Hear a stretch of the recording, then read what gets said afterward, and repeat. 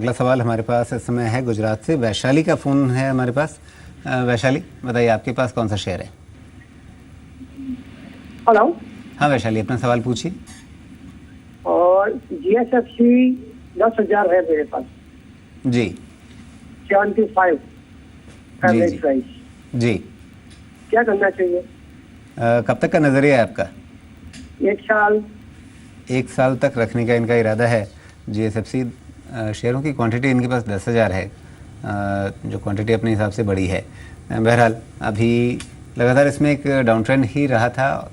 अभी नीचे से इसने थोड़ा सा संभलने की कोशिश की है, लेकिन कोई बहुत ज़्यादा निचले स्तरों से सिग्निफिकेंट रिकवरी इसने नहीं दिखाई है। इसमें आगे रणनीति क्या होगी?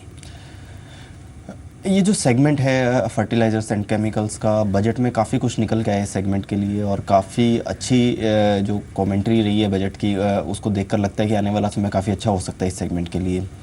पर्टिकुलरली इस कंपनी की बात करूं तो गुजरात से बिलोंग करती है कंपनी, और फर्टिलाइजर एंड केमिकल स्पेस के अंदर काफ़ी बड़ा ब्रांड नेम है कंपनी का। मुझे लगता है कि इस स्पेस के अंदर जैसे ही डेवलपमेंट आने शुरू होंगे, this company can do well. So I believe इसको होल्ड करना चाहिए looking at the budget and government की जिस तरह की पॉलिसीज़ हैं एग्रीकल्चर सेक्टर को लेकर, आने वाले समय में फ्यूचर काफ़ी अच्छा हो सकता है।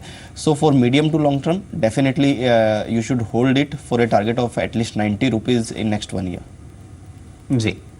अब अगला सवाल हमारे पास राघवेंद्र का है बेंगलोर से। राघवेंद्र, बताइए आपने कौन सा शेयर चुना है? जय कॉर्प 6000 शेयर जी 69 के भाव से। ओके। क्यों खरीदा ये? I can hold for long term. क्यों खरीदा? जी चलिए, अब आपसे यही सवाल करेंगे कि आपने इस शेयर को क्यों पसंद किया है, इसके चुनाव के पीछे वजह क्या है?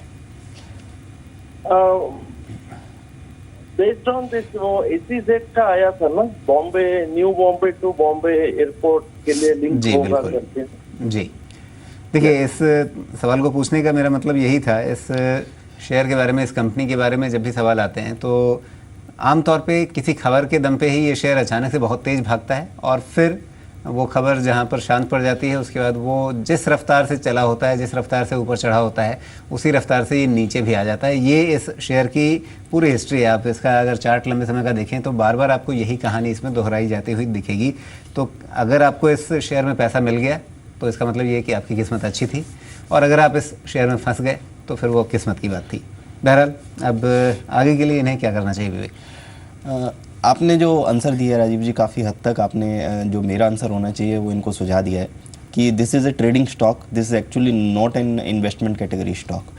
इसमें जब जब न्यूज़ आती हैं तो काउंटर काफ़ी तेज़ रैली दिखाता है और उसके बाद कूल डाउन हो जाता है। फंडामेंटल्स उतने सपोर्टिव नहीं है कि लंबी अवधि के लिए इसमें निवेश किया जा सके, और ना ही कोई इस तरह का ट्रिगर है कि लंबी अवधि के लिए इसको रखा जा सके, ना ही इनकी प्रोडक्ट लाइन उस तरह की है, सर्विस लाइन उस तरह की है। तो मुझे लगता है कि जब तक न्यूज़ फ्लो बना हुआ है, मोमेंटम बना हुआ है, विद स्टॉप लॉस आप इसको कैरी करते रहिए।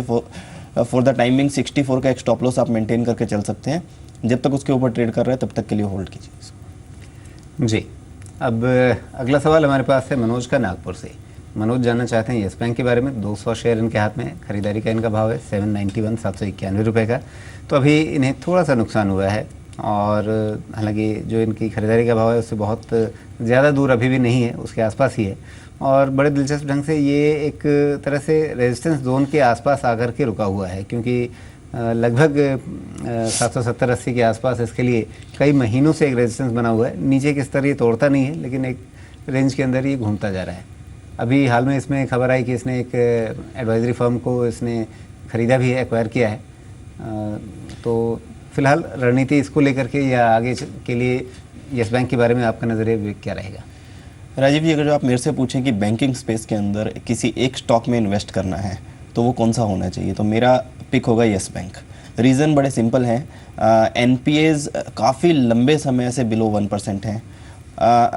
कंपनी का ग्रोथ रेट काफ़ी कंसिस्टेंट है despite of challenges in the banking sector. Continuously company ने ग्रोथ की तरफ फोकस किया है। इन्वेस्टर्स की अगर जो बात करें तो इन्वेस्टर्स को भी लगातार इसने काफ़ी अच्छे रिटर्न्स दिए हैं। अभी भी वैल्यूएशंस बहुत ज़्यादा एक्सपेंसिव नहीं है। प्राइवेट बैंकिंग स्पेस के अंदर आप देखते हैं तो लीडिंग प्लेयर है आज की डेट में। Mid cap private banking space के अंदर आई थिंक कोई और नाम आपको ध्यान नहीं आएगा येस बैंक को छोड़कर।